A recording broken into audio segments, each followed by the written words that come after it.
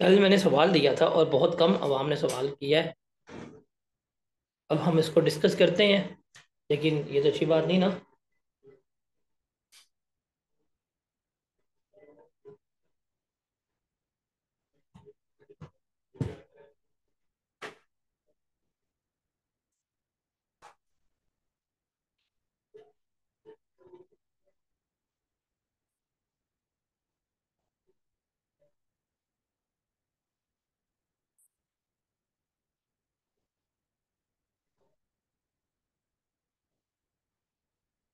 भाई आप अपना चेक करें, आपके एंड से आवाज़ का मसला होगा।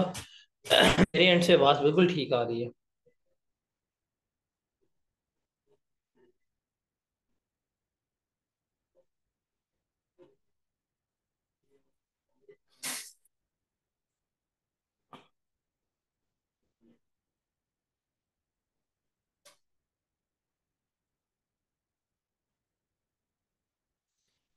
जी जनाब।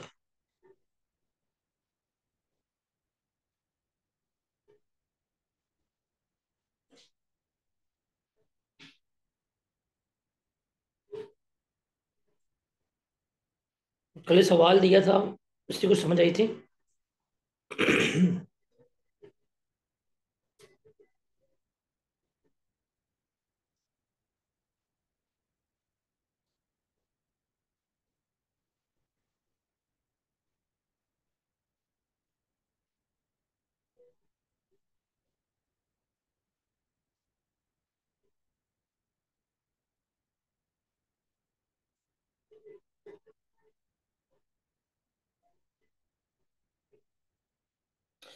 अब मैं आप लोगों की ना वैसे स्लाइड्स जो आप लोगों ने भेजी हैं देख रहा था, एंड सरप्राइजिंगली बड़ी मिस्टेक्स की हैं आप लोगों ने।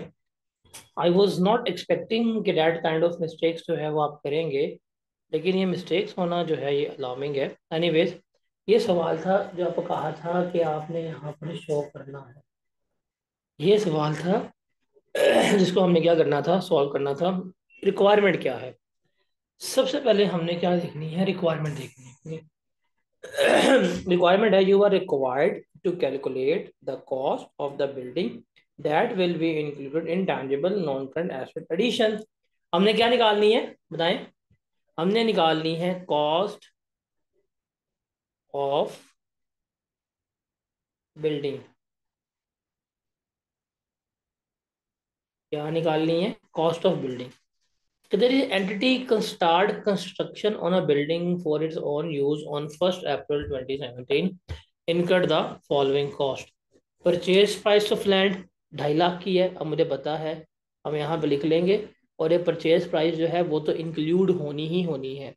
हम यहाँ पे ले लेंगे ये परचेज प्राइस जो है 250 की, हम इसमें क्या करेंगे, ऐड करेंगे। ये तो हमारी आनी ही आनी है। उसके बाद स्टैम्प ड्यूटी, ये भी इसमें क्या होगी, ऐड होगी। 5,000 रुपये की हम ये भी ऐड कर देंगे। उसके बाद लीगल फीस, ये भी हम क्या करेंगे, ऐड करेंगे। 10,000 की ये भी हमारे पास आ जाएगी। उसके बाद साइट प्रिपरेशन एंड क्लियरेंस फी, ये साइट प्रिपरेशन फी जो है 18,000 रुपये की, ये भी हमने क्या करनी है, ऐड करनी है। फिर है हमारे पास मटेरियल। क्या है हमारे पास? मटेरियल। ये मटेरियल के बारे में ना इसने हमें यहाँ पे बात बताई है।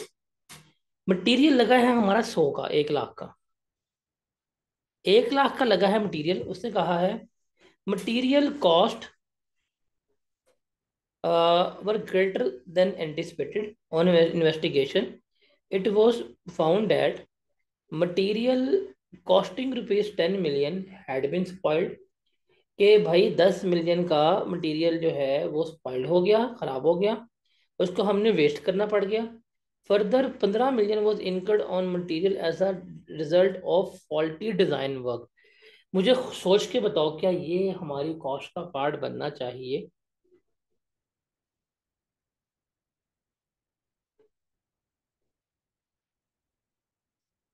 सर ये जो है ना, ये जिसने बात की है 10 - 15 25 की, ये आपका एबनॉर्मल लॉस है। ये आपकी नेग्लिजेंस की वजह से आया है। तो ये आपका प्रॉफिट एंड लॉस अकाउंट में जाएगा, इसमें नहीं आना चाहिए। तो हम इसमें से 25,000 जो है वो लेस करवा देंगे। 75,000 का मटेरियल जो है वो हम क्या करेंगे, हम इसमें ऐड करेंगे। कितना आएगा मटेरियल, 75,000 का मटेरियल जो है हम इसमें ऐड करेंगे। फिर लेबर है 1.5 लाख का। कहते हैं 1.5 लाख का जो लेबर है, इसमें as a result of this problem working on building cease for a fortnight, it is estimated that no million labour cost relate to this period. भाई ये जब आप हम जाके इसको आगे बोरिंग कॉस्ट में भी डिस्कस करेंगे, लेकिन यहाँ पे आपका काम बंद रहा, स्टिल आपको सैलरीज जो है वो पे करनी पड़ गई हैं। तो ये वाली सैलरीज जो है लेबर कॉस्ट इनकर्ड हुई है स्टॉपेज के पीरियड में, ये आपका नॉर्मल ही है काम, तो ये भी बीच में नहीं आनी चाहिए। तो हम वो इसमें लेस करवा देंगे। लेबर 1.5 लाख की हुई है, 1.5 लाख में से वो लेस करवाएंगे, लेबर कितनी की आएगी हमारे पास, 141,000 की हमारी लेबर जो है वो आ जाएगी। आर्किटेक्ट फी जो है वो भी हमारी क्या होगी, बीच में ऐड होगी। वो कितनी है हमारी, 20,000 रुपये की है, वो आ जाएगी। जनरल ओवरहेड्स हमारे यहाँ पर नहीं आते। अगर आप इसको जमा कर लेंगे तो आपके पास आ जाएगी कॉस्ट ऑफ बिल्डिंग। बताएं हम इसको किस कॉस्ट के ऊपर रिकॉर्ड करेंगे, शाबाश बताएं क्या कॉस्ट होगी। लैंड का सेपरेट अकाउंट क्यों बनाएंगे हम बिल्डिंग है, कॉस्ट ऑफ बिल्डिंग है, लैंड तो एग्जिस्ट ही नहीं कह रहा। और पई की कर रहे हो, लैंड की सेपरेट कर रहे हो आप लोग। भाई जमीन लेके बिल्डिंग बनाई है तो क्या लैंड अलग है, खुद बताओ। ये हो गया है।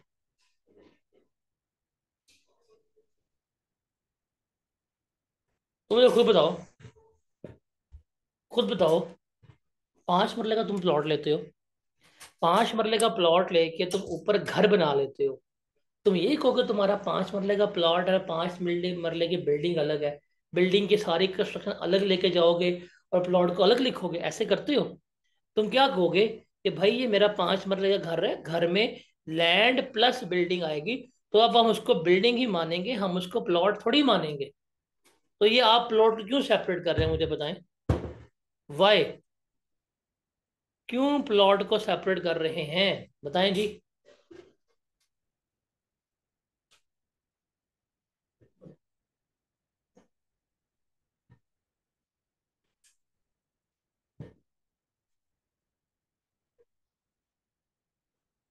बताएं ना।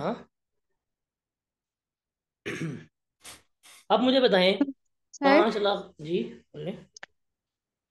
सर ये मटेरियल में जो आपने बात बताई है कि अ, हमें फर्दर जो कॉस्ट इनकर हुई है 15 मिलियन की, तो उसको रिकवर करने के लिए जो स्पॉइल हो चुका था मटेरियल, हमें मजीद कॉस्ट इनकर हुई है, तो हम उसको ऐड क्यों नहीं कर रहे, क्यों नहीं कर सकते ऐड? ये आपकी मिस हैंडलिंग की वजह से आपका मटेरियल जो है वो खराब हो गया, तो ये तो फिर हम लॉस है। तो कर, ये क्या, अच्छा, मतलब फिर उसको ठीक करवाने के लिए कॉस्ट तो लगेगी ना, उसको ऐड नहीं करना क्योंकि मिस हैंडलिंग की वजह से हुआ है। आपने उसको ठीक कब करवाया है, आपका मटेरियल खराब हो गया उसकी वजह से आप नया मटेरियल जो लेके आए हैं वो है। तो जो मटेरियल जी। खराब हो गया ये आपका लॉस है, एबनॉर्मल लॉस है, बिकॉज इसमें आपकी नेग्लिजेंस है। जितने भी एबनॉर्मल लॉसेज होते हैं वो कभी भी एसओटी कॉस्ट का पार्ट नहीं बनते। अच्छा सर, एक और क्वेश्चन है। जनरल ओवरहेड्स में जैसे हमने पढ़ा था कि हमने अगर एसेट की कॉस्ट बतानी तो उसमें हम ये देखेंगे कि ऐसी कॉस्ट जो एसेट को उसकी इंटेंडेड लोकेशन और कंडीशन में लाने तक के लिए लगती है। तो अगर इस तरह हो के इसको एडमिन हम डायरेक्टली एट्रीब्यूटेबल कॉस्ट कहते हैं, उसको जर्नल ओवरहेड नहीं कहते। नहीं नहीं, मैं भी बता रही हूँ। उसमें ये था कि अगर फॉर एग्जांपल एडमिन स्टाफ का कोई ऐसा मेंबर है, कोई काम कर रहा है जिस वो जरूरी काम कर रहा है कि हमारा एसेट जो है वो अच्छी कंडीशन में आए, तो वो जनरल ओवरहेड्स में आ नहीं सकता अगर हम कंडीशन मेंशन करें कि अगर ये डायरेक्टली उसके लिए बना हुआ है, एसेट को बनाने में इनका काम था, तो इसको ऐड कर दें। आपका बिजनेस में एक मैनेजर है, ठीक है, आप मैनेजर को 2 लाख रुपए पे कर रहे हैं, वो काम करे या ना करे उसको ये पे करना ही होना है। अब आप एक मशीन लेके आते हैं, आप एक मशीन लेके आते हैं, उसे कहते हैं यार तुमने इसको भी सुपरवाइज करना है, वो उसको सुपरवाइज कर देता है, उसको इंटेंडेड फॉर्म में लेके आ जाता है, उसको सैलरी आपने अभी भी 2 लाख ही पे की है। तो ये तो आप उसको कैपिटलाइज नहीं करेंगे ना, बिकॉज उसने ओवर एंड अबव कुछ किया नहीं है और ये कोई रेलेवेंट कॉस्ट इनकम भी नहीं हुई। ओके सर, ठीक है।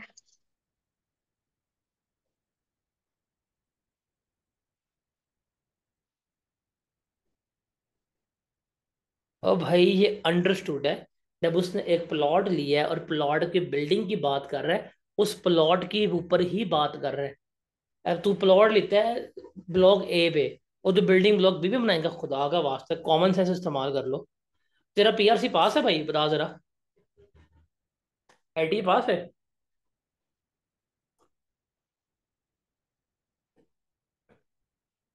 शिट, क्यों?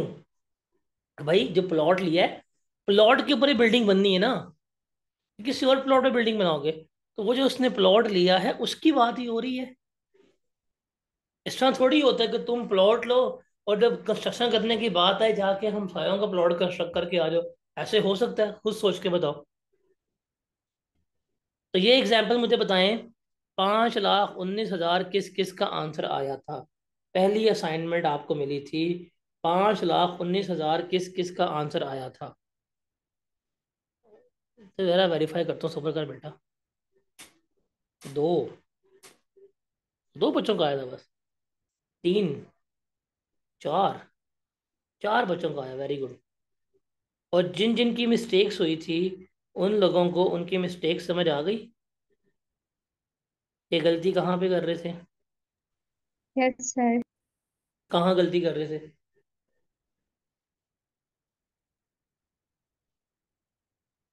सर पक्का जो आप मैंने लोगों ने यहाँ यहाँ गलती की होगी, लेबर में और मटेरियल में।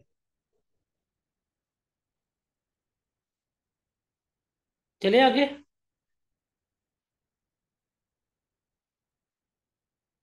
चलें जी। ये तो बताएं जरा, ये दो सवाल थे ना, इसका बताएं। कहते हैं जी अपीस, ओहो मैंने आपको साथ क्वेश्चन इसका भेज दिया था, माय बैड। चलें पे डिस्कस कर लेते हैं। ओ यार, मैं बस बहक गया था कॉपी करते हुए। Anyways, a piece of machinery has an annual service costing of rupees 10,000.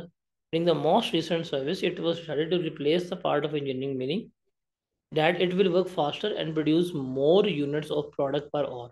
ये रिप्लेसमेंट कॉस्ट जो है वो इसकी 20,000 है। अब ये जो हमने कल बात की थी सब्सीक्वेंट एक्सपेंडिचर्स की, हमने की थी सब्सीक्वेंट एक्सपेंडिचर्स की। अब ये 10,000 है ना, ये उसकी रिपेयर मेंटेनेंस है, एनुअल सर्विस है, चलाने के लिए है। तो ये 10,000 जो है ये हमारी कहाँ जानी है? ये हमारी प्रॉफिट एंड लॉस अकाउंट में जानी है। जब यहाँ पे उसने खुद बता दिया कि भाई हम रिप्लेसमेंट करेंगे, तेज काम होगा। जब काम हमारा तेज चलेगा तो इसका मतलब इम्प्रूवमेंट है। इम्प्रूवमेंट हमारी क्या होगी? हमेशा कैपिटलाइज हो रही होगी। ये सारी हमने कल के लेक्चर में डिस्कशंस जो हैं वो सारी की थी। Is that clear?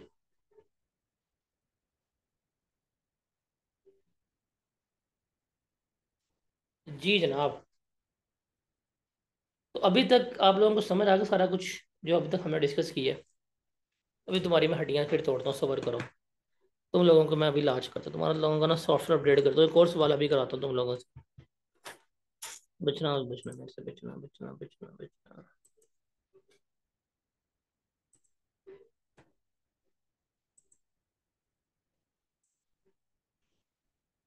ये सवाल है, इस पे मुझे सिर्फ कॉस्ट ऑफ एसेट निकाल के बताएं अभी, इसी वक्त।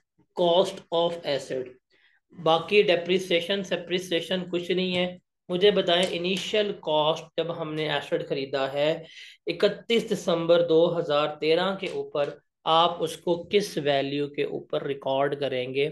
31 दिसंबर 2013 के ऊपर आप अपने एसेट को किस वैल्यू पे रिकॉर्ड करेंगे? मुझे इसका जवाब दें, शाबाश जल्दी करें।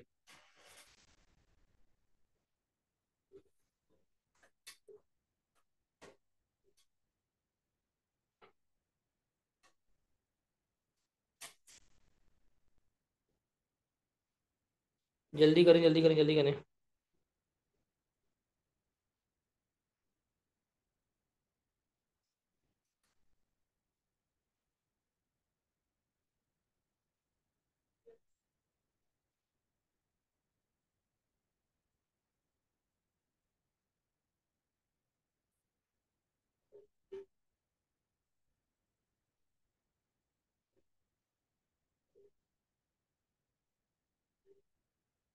बच्चे अभी सारे कह रहे थे हमारा जवाब ठीक है।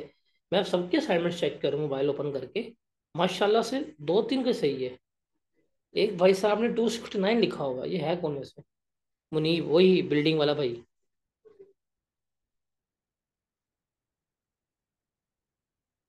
एमन का ठीक है। 519। गलत। गलत। सादात का भी ठीक है। बिलाल का भी गलत।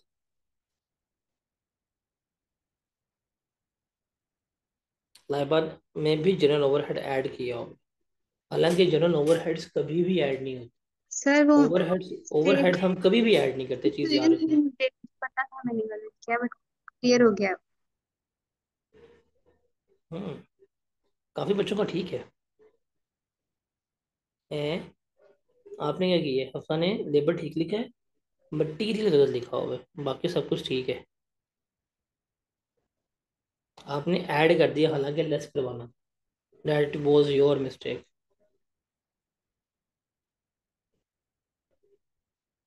काफी बच्चों ने भी किया भी नहीं है। आज आपको एक और असाइनमेंट भेजूंगा मैं।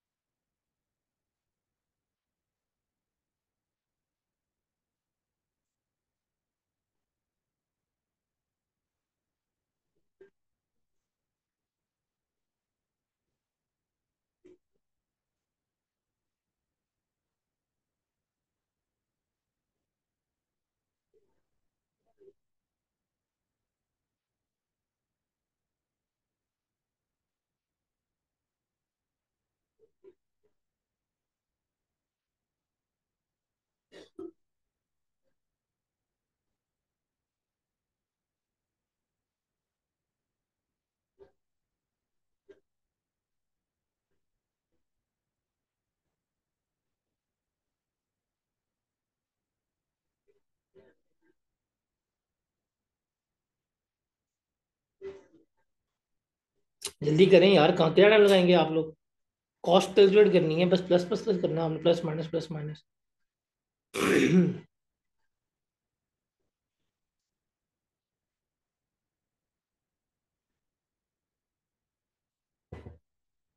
ओए यार, आज पक्का भेज दूंगा, क्लास के फौरन बाद भेज दूंगा। ये मैं ड्राइव में अपलोड कर दूंगा, ठीक है।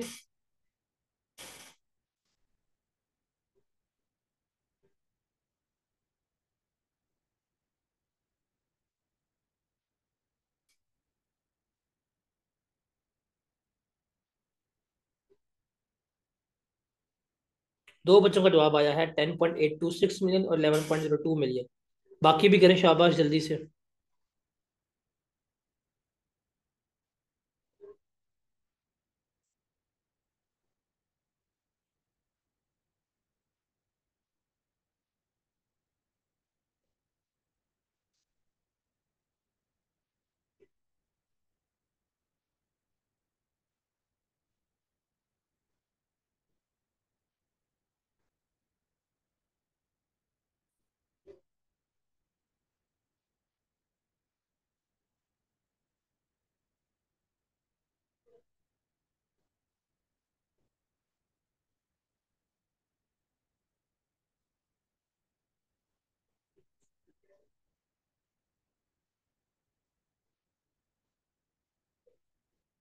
Let's see.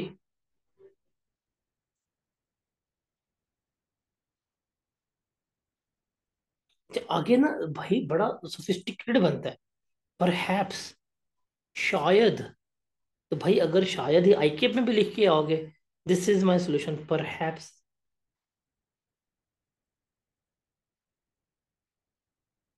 औरंगजेब भाई, आपका सारा ऑरा जो है नेगेटिव हो गया है। आपका जवाब हो कि ये जवाब है, ठीक है, बताएं। बी कॉन्फिडेंट अब।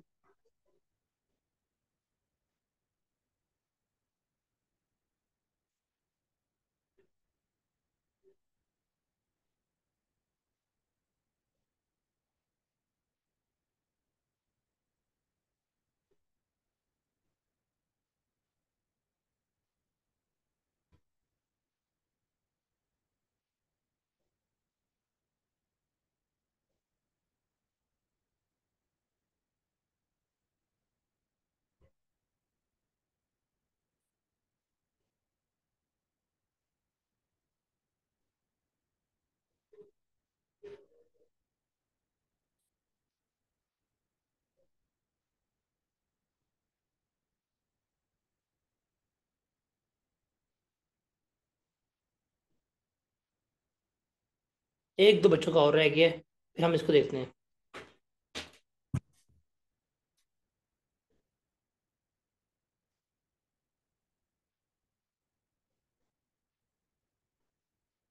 चलें जी, अब देखते हैं इसका जवाब। अच्छा, कर लो कर लो कर लो भाई, आप भी कर लो, दे दे भाई दे दे। क्यों नाराज हो रहा है?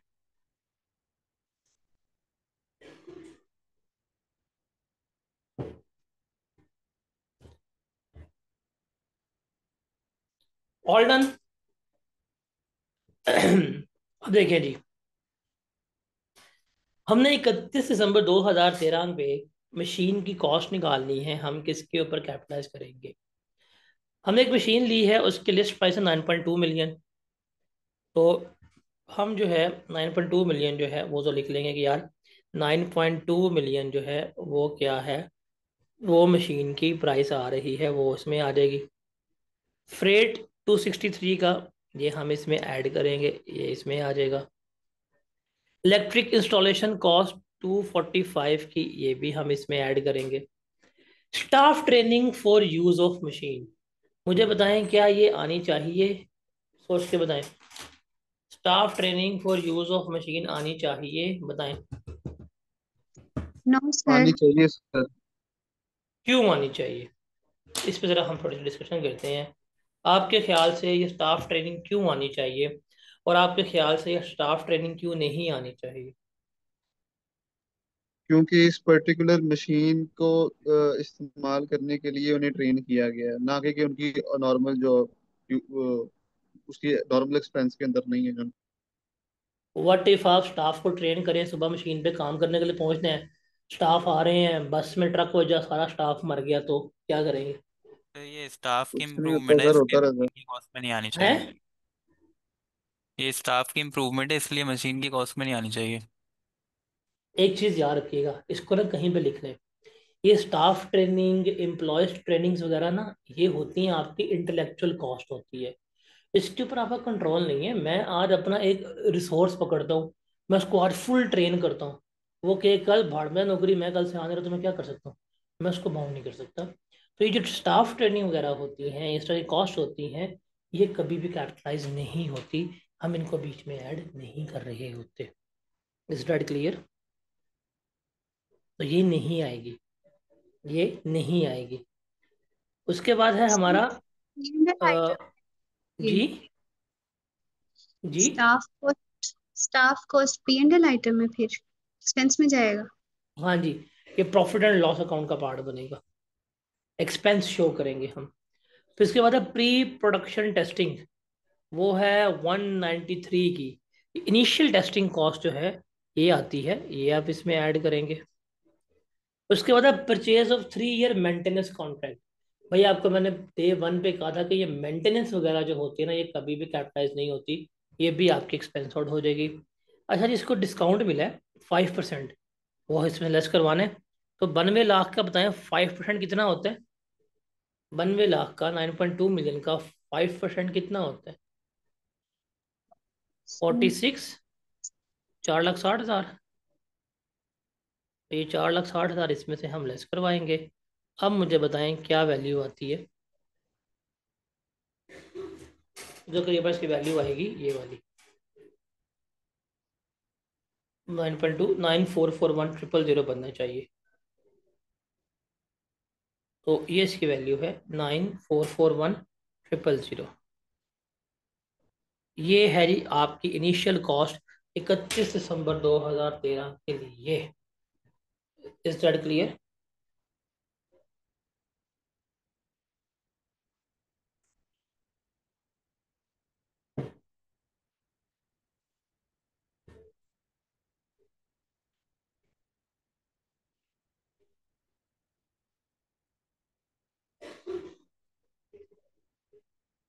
Is that clear?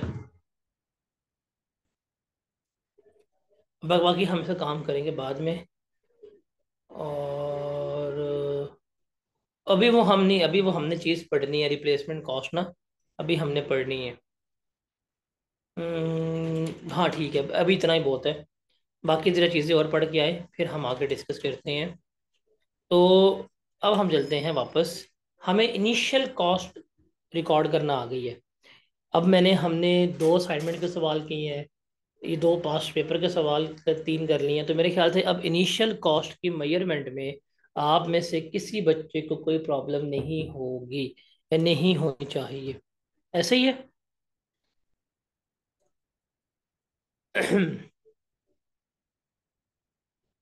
All clear?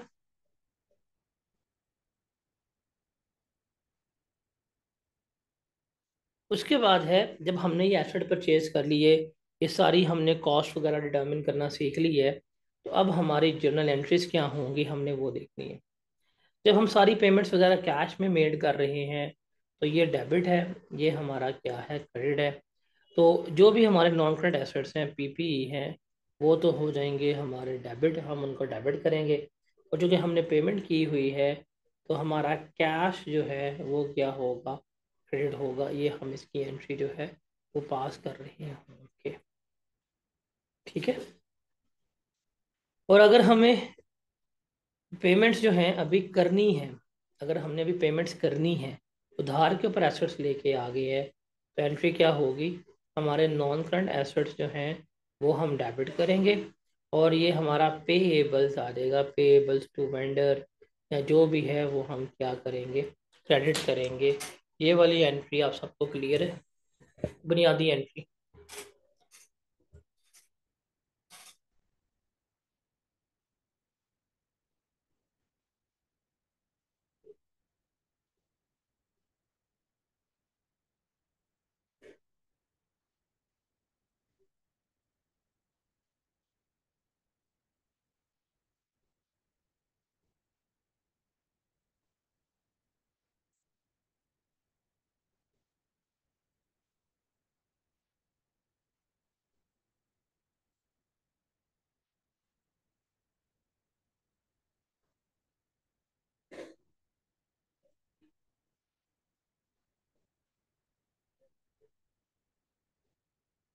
हाँ भी क्लियर है। उसके बाद है कि अगर हमने एडवांस में पेमेंट्स की हैं और अभी हमें एसेट नहीं मिला, आप एडवांस पेमेंट कर रहे हैं, एसेट बाद में मिलना है, तो एडवांस डेबिट, कैश और बैंक क्रेडिट हो जाएगा। जब आपका एसेट आ जाएगा, आपका नॉन करंट एसेट डेबिट हो जाएगा, और एडवांस टू वेंडर जो है वो क्या हो जाएगा, क्रेडिट हो रहा होगा। अब इनसे ना हम ज़रा थोड़ा सा, चुके हमने देखना है फाइनल अकाउंट में हमारे पास क्या चीज़ जाएगी, ज़रा हम वो भी देख लेते हैं एक सेकंड, ताकि हमें पता हो कि हमने किस तरह से क्या चीज़ जो है वो रिकॉर्ड करनी है।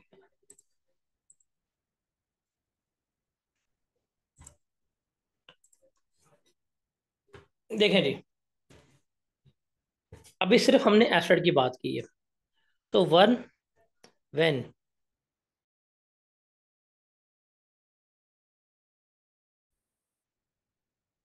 हम उसकी एंट्री पास करेंगे,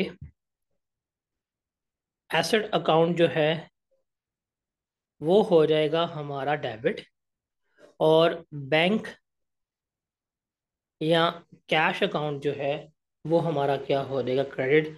ये हमारी इब्तदाई एंट्री है जो हम क्या करेंगे, जो हम जर्नल एंट्री जो है पास कर रहे हैं। Got it. इस एंट्री के बाद ना हम बनाएंगे फिर रेलेवेंट लेजर्स। इसको हम क्या कहते हैं, टी अकाउंट कहते हैं। तो हम बनाएंगे एसेट का टी अकाउंट। हमारे पास जो ओपनिंग बैलेंस होगा उसको हम कह देंगे ये हमारा बैलेंस ब्रॉट डाउन है। जो हमने पर न्यू एसेट लिए होंगे फॉर द, अगर हमने कोई एसेट्स खरीदे हैं वो हम इसमें ऐड करेंगे।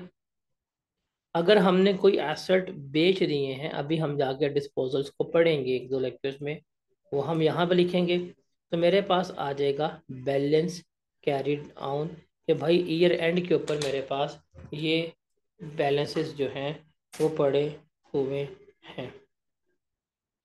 Got it. क्लियर है ये। अब हमें पता है इस लेजर के बाद ना हमारे पास आएगा ट्रायल बैलेंस। हमें ट्रायल बैलेंस जो है वो गिवन होगा। जैसे फॉर एग्जांपल अगर ये लैंड है तो लैंड का जो क्लोजिंग बैलेंस आएगा वो लिखा होगा जी ये ट्रायल बैलेंस में है। अगर कोई प्लांट एंड मशीनरी है उसका हमें ट्रायल बैलेंस मिल जाएगा। अगर कोई हमारे पास बिल्डिंग है तो ट्रायल बैलेंसेस में ये हमें इसके बैलेंसेस मिल रहे होंगे। तो हम क्या करेंगे, हम अब ये सारा कुछ हमने करना है, हम ये भी पास करेंगे। अगर ये बनाना पड़ा तो हम इसको बनाएंगे। इसके बाद जो हमारे ये क्लोजिंग बैलेंसेस एक्सट्रैक्ट्स होंगे वो हम कहाँ लेके जाएंगे, ट्रायल बैलेंस।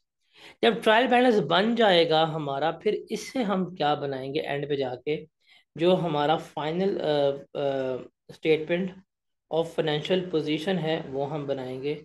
यहाँ पे आ जाएगा ये, यहाँ पे आ जाएगा ये। तो हम यहाँ पे लिखेंगे जो हमें तमाम डाटा ट्रायल बैलेंस से मिलेगा। हम एसेट की कॉस्ट जो हमें यहाँ से निकाली होगी हम वो यहाँ पे रिकॉर्ड करेंगे। उसमें से जो उसकी एक्यूमुलेटेड डेप्रिसिएशन होगी हम वो यहाँ पे लेस करवाएंगे, और यहाँ पे लेस करवाने के बाद जो उसकी कैरिंग वैल्यू होगी वो लिखेंगे। तो ये हमने सारा क्या करना है, लेके चलना है। हमने यहाँ से लेके हमने यहाँ तक का सफ़र जो है वो क्या करना है, तय करना है, जो इस चैप्टर से हमारा रिलेट कर रहा होगा। इस दैट क्लियर।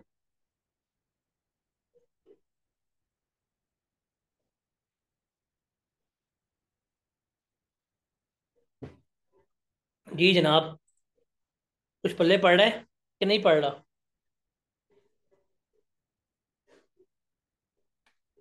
किसी बच्चे को कोई कंफ्यूजन है तो बताएं।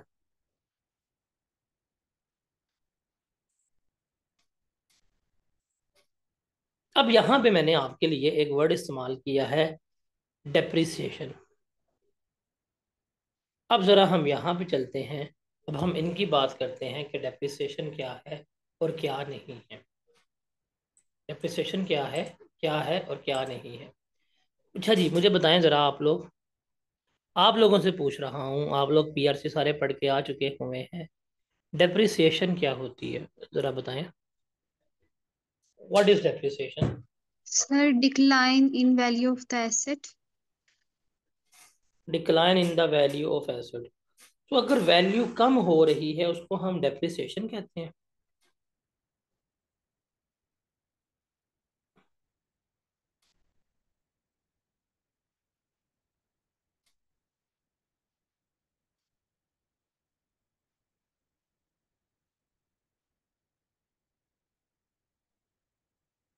बाकी बच्चे भी भाई क्या कहते हैं, सीजन देख रहे हो, यूट्यूब देख रहे हो, बताओ।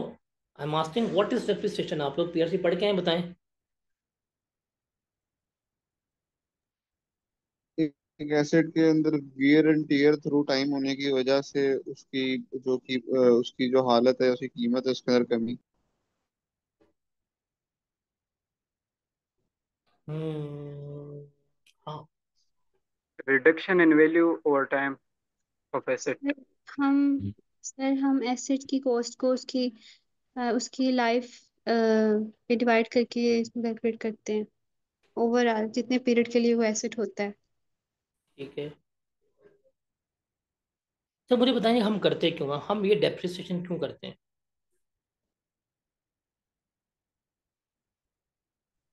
फिर उसकी सरकार। कॉस्ट को हम एनुअली डिवाइड कर देते हैं जितने साल वो यूज़ होना है। मैं सवाल है क्यों करते हैं?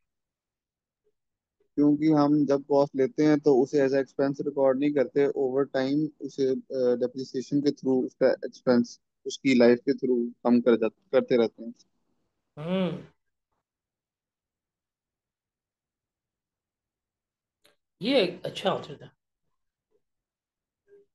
ये एक अच्छा आंसर दिया आपने।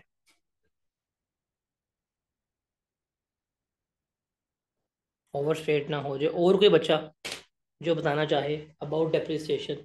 सर ताकि हमें पता चल सके कि हमारे एसेट की वैल्यू रहती कितनी है।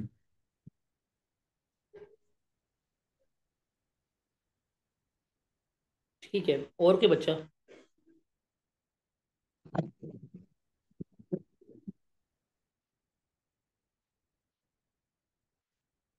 और कोई बच्चा डेप्रिसिएशन के बारे में बात करना लेके चले? सर हम फाइनेंशियल स्टेटमेंट्स में क्लोजिंग बैलेंस लिखते होते हैं, तो वो बुक वैल्यू पे भी समटाइम लिखते होते हैं, तो कॉस्ट में से डेप्रिसिएशन माइनस करके ओवरऑल एक्यूमुलेटेड डेप्रिसिएशन माइनस करके बीवी निकालते हैं जब उसकी बुक ये वैल्यू। ठीक है, सवाल ये है कि हम करते क्यों हैं ये? सर ताकि उसकी रियल वैल्यू का पता चल जाए यूजफुल लाइफ के एंड पे। जी फ्यूचर में हमारे पास एसेट की वैल्यू क्या रहेगी। चलिए अब हम इसको समझते हैं। यकम जनवरी 2023 को मैं एक लैपटॉप लेता हूँ, उसकी कॉस्ट है 2 लाख रुपया। मैं उसको इस्तेमाल कर रहा हूँ।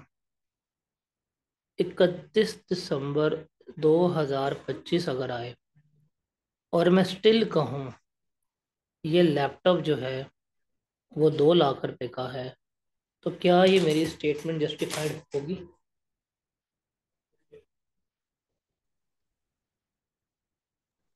नो सर, बिल्कुल भी।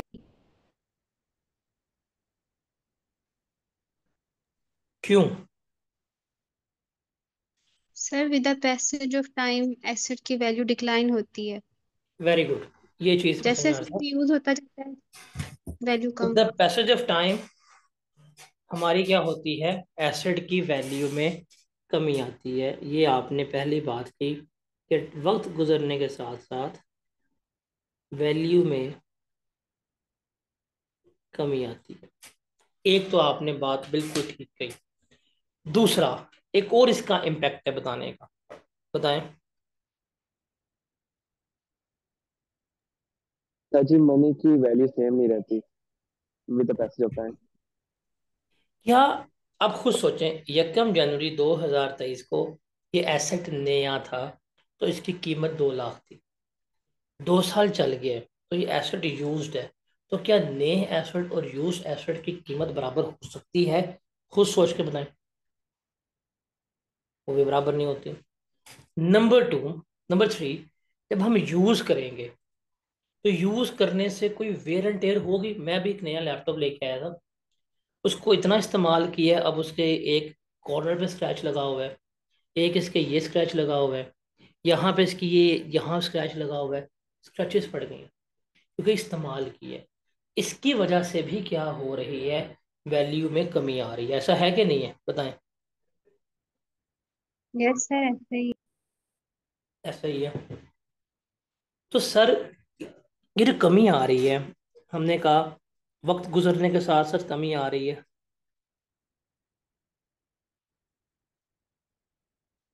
हमने कहा यूज के साथ कमी आ रही है, ये तो ठीक है, लेकिन इस कमी को हमने अब रिफ्लेक्ट कैसे करना है, हमने कैलकुलेट कैसे करना है, वो हमने देखना है। उसको हम यहाँ करेंगे, कैलकुलेट करेंगे। एक तो ये इसका पर्सपेक्टिव है। सेकंड पर्सपेक्टिव देखिएगा, सेकंड पर्सपेक्टिव जिससे रिलेट करते हैं, हमें पता है हम एक बनाते हैं प्रॉफिट एंड लॉस अकाउंट, और इस प्रॉफिट एंड लॉस अकाउंट में हम अपने सारे एक्सपेंसेस वगैरह जो हैं वो शो करते हैं, ऐसे ही है ना।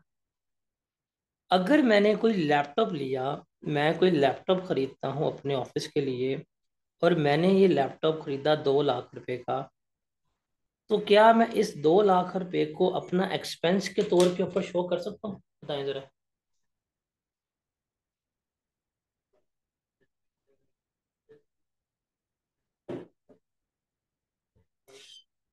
बताएं। सर कॉस्ट तो इटसेल्फ एक्सपेंस ही होता है वैसे। हम पढ़ के आए हैं भाई, लैपटॉप है, हमने कहा जी लैपटॉप है, हमने कहा जी टेंजिबल है, आपने कहा टेंजिबल है, यूज मोर देन 1 ईयर है जी 1 ईयर है, बिजनेस में इस्तेमाल हो रहा है जी बिजनेस में हो रहा है। आपने कहा भाईजान ये तो कैपिटलाइज होगा, आप इसको एक्सपेंस आउट नहीं करेंगे, बल्कि क्या करेंगे, आप इसको कैपिटलाइज करेंगे, हम इसको अपना एसेट जो है वो शो करेंगे। ऐसे ही है ना, ऐसे ही है, ऐसे ही होगा, यही करना चाहिए ना। लेकिन सर अब हम जब इस एसेट को इस्तेमाल कर रहे हैं, हम 2 लाख रुपया ले आए, 2 लाख का एसेट लगा लिया, लेकिन इस 2 लाख को हमने अपना एक्सपेंस कुछ भी शो नहीं किया। लेकिन अब हम जब इस एसिड को यूज करेंगे, उसके यूज करने से जो हमारे वैल्यू में कमी आएगी, जो हमारे वैल्यू में कमी आएगी, बिकॉज अब 1 साल चलने के बाद लैपटॉप 2 लाख का नहीं है, 2 साल चलने के बाद लैपटॉप 2 लाख का नहीं है, 3 साल चलने के बाद 2 लाख का नहीं है। तो बाय द यूजेज जो वैल्यू में कमी आ रही है उसको हम क्या करेंगे, अपना एक्सपेंस शो करेंगे, और वो एक्सपेंस किसकी मद में शो करेंगे, हम डेप्रिसिएशन की मद में शो कर रहे होंगे। तो ये है हमारी डेप्रिसिएशन, या जो हम एसेट को इस्तेमाल कर रहे हैं उसको हम इस तरह से ये लेकर चल रहे होते हैं।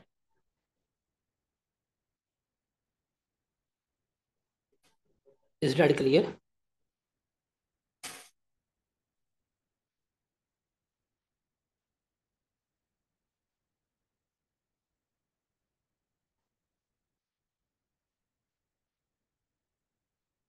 तो समझ लगी?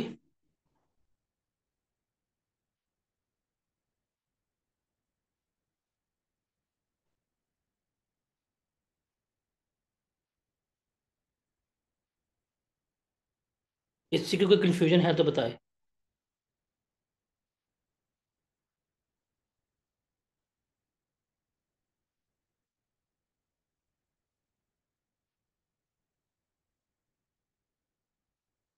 ठीक है, इसको भी तो वाइंड अप करते हैं, बिकॉज अब हमारी नेक्स्ट लेक्चर में सारी डिस्कशन डेप्रिसिएशन की है और डेप्रिसिएशन मेथड्स की है, एक लेक्चर हमारा वो होगा। उसके बाद हमने इसकी थोड़ी सी प्रैक्टिस करनी है, बिकॉज हमने इनकी एंट्रीज और इनके ख़ास तौर पर ये टी अकाउंट्स और हमने इनके वो देखने हैं। नेक्स्ट 2-3 लेक्चर्स पे करके फिर हम जो है उस पर चलेंगे, अपना रीवैल्यूएशन और डिस्पोजल के ऊपर चलेंगे। अभी आपका टेस्ट नहीं होगा, टेस्ट आपका कमिंग वीक में होगा, और वो 1 या 2 तारीख को मैं टेस्ट लूँगा। अभी हम स्लो मूव नहीं कर रहे, अभी हमारा फर्स्ट वीक है ये। फर्स्ट वीक में कुछ बच्चे आप आ चुके हैं, कुछ बच्चे ज्वाइन कर रहे हैं, कुछ पीछे हैं। अब कल के 2 दिन जो है उसमें क्लास नहीं है, मैंने आपको डे 1 पे कहा था कि पहला वीक में वीकेंड पे क्लास नहीं है। अब जो बच्चे आज ज्वाइन किए हैं, अभी हमारी क्लास में 2 बच्चे ज्वाइन किए एज ऑफ नाउ क्लास कराते हुए, वो कहते नहीं हमें कुछ समझ नहीं आ रही, मैं उनके मैसेज पढ़ रहा था। इनके पास कल का टाइम है कि अपने पेंडिंग लेक्चर्स क्लियर करें और साथ आके मिल जाए, ताकि फिर अब हम जो है चीज़ों को लेके चल सकें। ये वाला सैटरडे आपका ऑफ है, बिकॉज मैंने आपको बता दिया था फ्रॉम नेक्स्ट वीक सैटरडेज जो हैं वो आपके ऑन है, ये भी मैंने आपको बता दिया हुआ था। Got it?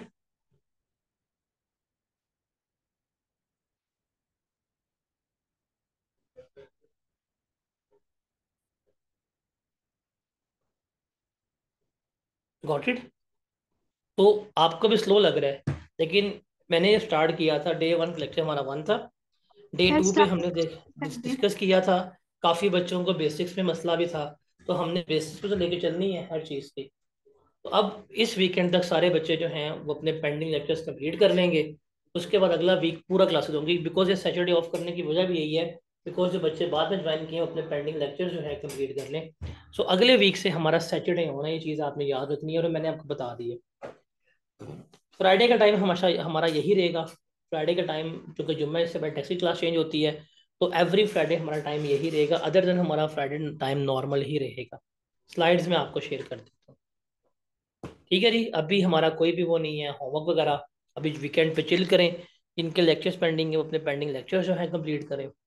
उसके बाद अगले वीक में फिर आपको जब मैं काम कराऊंगा ना, आप लोग मुझे बताइएगा। फिर अगले वीक में मैं आपको इसकी मजीद असाइनमेंट्स जो हैं वो करवाऊंगा, ताकि चीज़ें जो हैं आपकी बेहतर हो सके। ठीक है जी, मैं स्लाइड शेयर करता हूँ आफ्टर क्लास। ओके जी, अल्लाह हाफिज़।